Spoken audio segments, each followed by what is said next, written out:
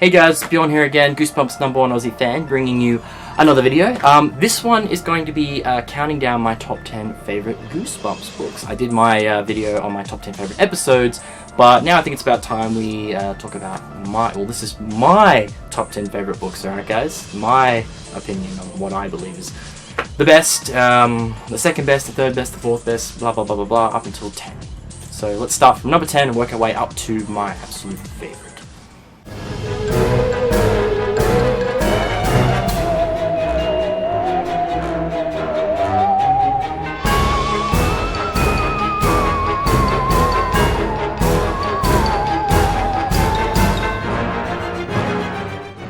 So yeah guys, book number 10, my 10th favourite episode, 10th favourite Goosebumps book it was also in my top 10 favourite episodes, yes, is Stay Out of the Basement.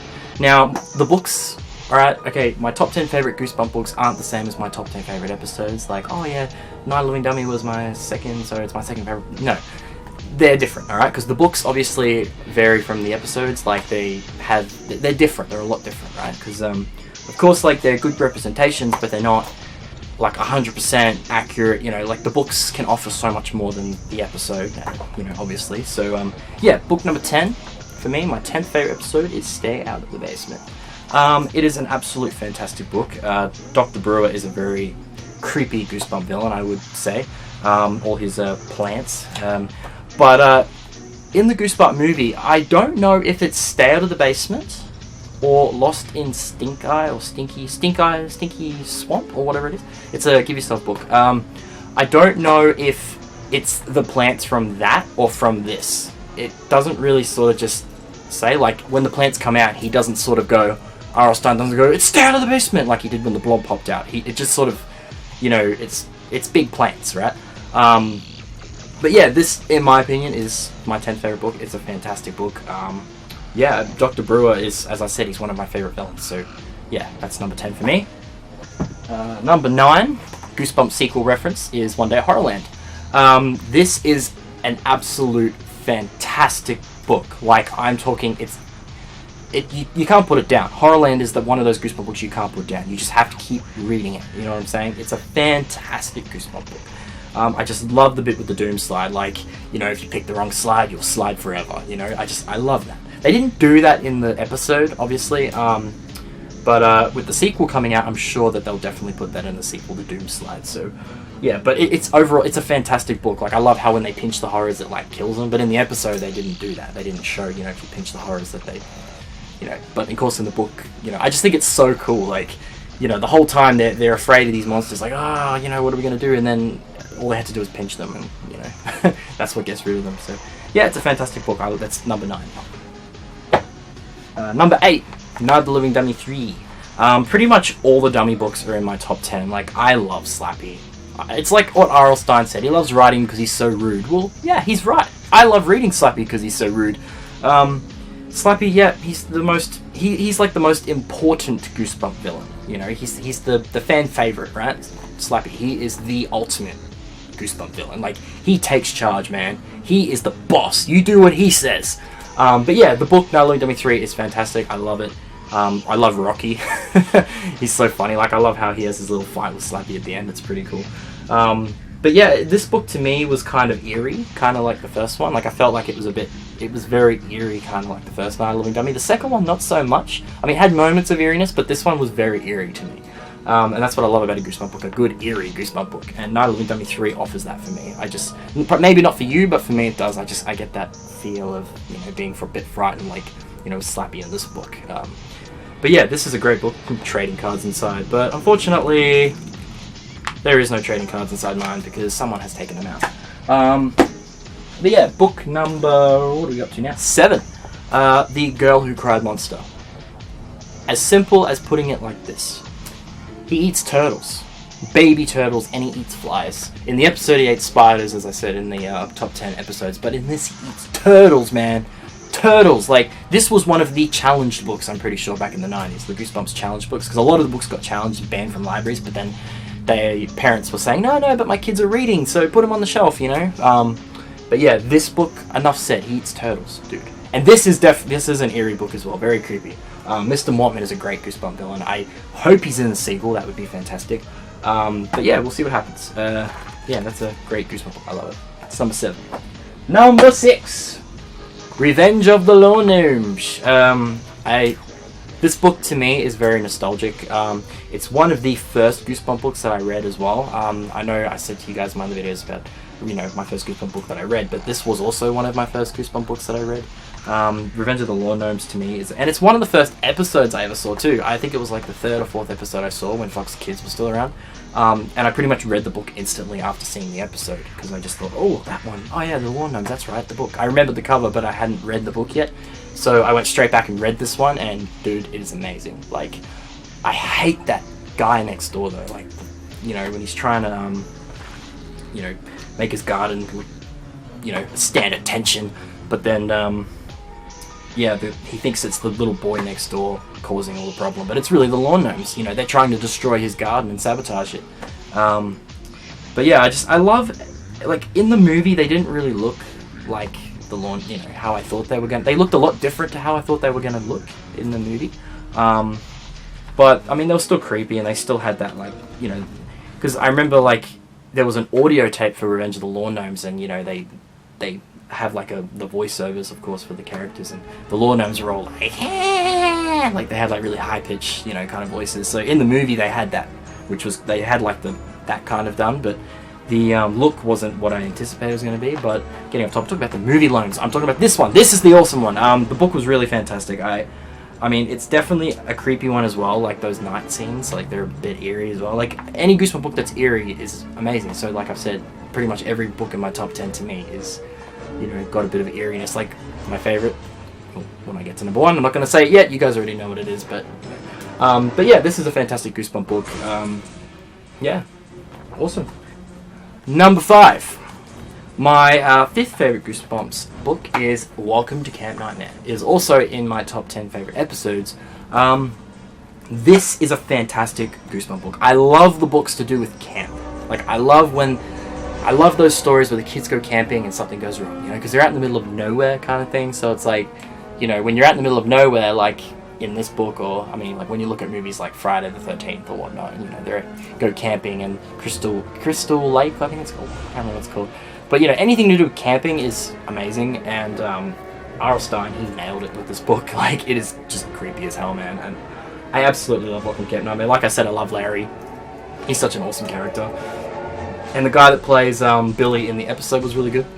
That's his name, Kai Eric Erickson, that's his name. He actually tweeted me on Twitter about my collection about a year ago. But yeah, this book is fantastic. I feel like the actors really actually did justice to the characters in the book. Like when I read this, it feels like the episode, it feels like I'm watching it, because it was a really good representation. Generally, the episodes that were 40 minutes long are the ones that were good take off the books, because they put more into it. Like, they were able to fit more in that 40 minutes, but usually the ones that are 20 minutes long, it seems a bit rushed. But yeah, this book is fantastic. I love the writing in this book. It's unbelievable. R.L.Stine just nailed it with this one. Camping, and how you can really feel frightened going to camp. This is one of those books. It's fantastic. I love it. Number 4, Night of the Living Dummy, the first one. Now this is definitely this is like my top 5 favorite. If I had just the top 5, obviously we're talking about my top 10, but in my top 5 favorite, this is in there. I love the book. Now, the thing I love about this book, okay, talking about eerie and whatnot, this book really is eerie. Slappy is creepy in this book. I mean, in all the other books, Slappy's not creepy scary. He's just kind of like scary, but in this one, he's more creepy scary. See, because as you guys know, Mr. Wood is Slappy's brother, and his name's Wally, right? And basically, in the first book, when Chris reads the magic words to bring Wally to life, Mr. Wood, as you know, those are the same words that bring Slappy to life. Karu, Maria, Dona, Loma, Marlon, Kurano. So technically, now, a lot of people... Okay, there's different conspiracies here about the book, whether Slappy was alive at the point when she read the card, or when Mr. Wood got destroyed, he woke up and he was alive. Well, he was alive. He had to have been alive from when the moment she read the card, because it's the same words that brings him to life. Now, R.L.Stine did say that when Mr. Wood, Wally got destroyed, it made Slappy twice as evil and 1,000 times ruder. even worse. But the thing is, when she read the magic words, that would have brought Slappy and Mr. Wood to life, Wally. And basically, while Mr. Wood is the one, you know, he gets caught that he's alive and he's off sneaking out of his room, you know, out of the cupboard, and the girls are chasing it. Well, Chris is chasing him. Slappy is kind of just like sitting there watching everything because he has to be alive, right? She read the magic words. It's not like when Mr. Wood got killed, Slappy woke up. He had to have been alive from that moment because it was the magic words that brought him to life. The same magic words, the exact same. But they don't show Lindy like looking into his pocket, finding the card. But I still believe Slappy, is alive at the same time as Mr. Wood. He has to be. And it's creepy because there would be the moments where it would say that Slappy is staring at Chris, like looks like he's staring at her. And immediately it's like, he really is staring at her. Like this kind of is like showing that. Like, see how it looks like he when you look at the book cover, he's looking at you. It's almost like when he was sitting in the chair, he was looking at Chris, staring at her. And I think that's what this may represent. But yeah, this one is eerie. Slappy is creepy eerie in this book. He's creepy. Because he's alive the whole time from when she read the magic words, but he's not, like, showing these live. And at the end, he says, "Hey, slave, is that other guy gone? I thought he'd never leave." You know, like, I thought he'd never leave. Because Slappy must have been alive the whole time, but just sitting there waiting for the right moment to sort of, waiting for Mr. Wood, Wally, to be, waiting for something to happen to him so that he can, you know what I mean. There's just so many theories though, like maybe he woke up when Mr. Wood got destroyed, but who knows. I believe he woke up when she read the magic words. She had to have been, because it's the same words that brings both of them to life. And it's his brother, so yeah. Creepy Slappy in this book. Eerie Slappy in this book. Number 3. Slappy's Nightmare. This is a fantastic Goosebump book. It is unbelievable. This one is one I cannot put down. It is just an amazing one. Like, I love how he has to do good deeds in it. To me, that's what makes the book amazing. Slappy doing good deeds. Like, could it be possible? You know what I mean? Like, that's, to me, is just what makes the book. Enough said, you know? Slappy has to do good deeds in the book. And I think that is just so interesting. I love that idea that R.L.Stine had come up with. This, to me, is, number 3. It is just a fantastic Goosebump book. I absolutely love it. And, they actually, I think it was this one or Bride of the Living Dummy, I can't remember. Because I did read this a while ago, but this was the one that I remember that I just read and absolutely loved. And I read it like 3 times, you know what I mean? Like, not long after each other as well. I think it was this one or Bride of the Living Dummy that they mentioned that Slappy and Mr. Wood, Wally, are brothers. And they were both carved from the same coffin that was cursed by like a witch. And, this is a fantastic Goosebump book. How he has to like do the good deeds, but if he doesn't, you know, he's like perished or something. But yeah, it's awesome. I love that one. It's amazing. Alrighty, second favorite, Night of the Living Dummy 2. See, I told you, pretty much all the Dummy books are in my top 10. Now, this is the one, of course, where Slappy becomes the main antagonist, like the main bad guy. The first one, as I said before, he was alive, but he didn't really show it until the end. But this is the one where Amy receives Slappy and reads the magic words, and then he comes to life. But see, the difference between Slappy and Mr. Wood, I noticed, is Slappy likes to sabotage, really sabotage. See, in the first one, it was more Lindy that was sabotaging Chris, but you were thinking that, oh no, it must be Mr. Wood or Slappy. But no, it was really Lindy doing it. But in this one, Slappy is sabotaging. Like, he ruins the paint, he paints on the walls, you know, and he makes it look like the main protagonist, Amy, is the one that's doing everything. But really, it's Slappy. You know, and he likes to sabotage, but at the same time, he's also trying to make them his slave as well. So he kind of does like what Mr. Wood does, but yeah, he's a lot worse. And he squeezes that little girl's hand and won't let go. Like, God, he's the most messed up one. You know what I mean? Slappy is the warped one over Mr. Wood, yeah. But, Night of the Living Dummy 2, man, it's just, that's one also I can't put down. I really can't. But, which brings me to my favorite episode, God. Sorry, guys. Don't know why I keep saying episode. But, yes, my favorite Goosebump book of all time. The Horror at Camp Jelly Jam. Now, this could be a separate 2-hour video talking about this, but I think I am running, like, over time that I wanted to go. So, yeah, this book, to me, is the most creepy Goosebump book ever. I mean, the cover says it all. That face, man. Like, what the... This book is warped. The counselors are warped. Like, that bit where she's doing the swimming race and she purposely like lets her friend win and she slows down, and then when she gets out of the pool, one of the counselors grabs her and says, "I saw what you did. I saw what you did," because they want the kids to win so they can earn those coins so that they can start cleaning King Jelly Jam, you know. And it's creepy how they all like worship him when they're in that weird church thing in the forest. Like they go on that that walk thing, and then they actually get taken to the church, and then they get taken down the stairs, and in the basement there's that big purple creepy thing, and it's like they're cleaning him, but if one of them decides to stop cleaning him, he'll pick them up and eat them. It's just, to me, that's warped, man. And you know, gotta be the best, you know. I love the whole idea of this book, and R.L.Stine really did it with this one. It creeped me out when I read this book. The first time I read this one was when I was about 11 or 12.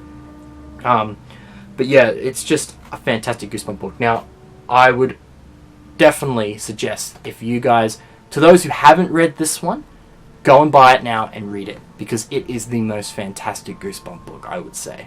In my opinion, it is just unbelievable, and it's scary. It's got everything in it, like how when she's like sneaking out at night and the counselors are like walking around, like it's one of those books where you don't know what's around the corner kind of thing. It's fantastic.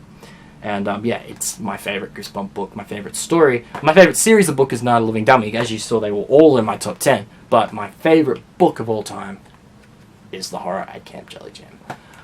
It's just, yeah, it's edge of your seat stuff, man. That one is fantastic. I love it. But yeah, guys, that's all I've got enough time for. I'm trying to keep these videos not like over 10-15 minutes, but I think I might have with this one. But yeah, I'll see you guys again soon.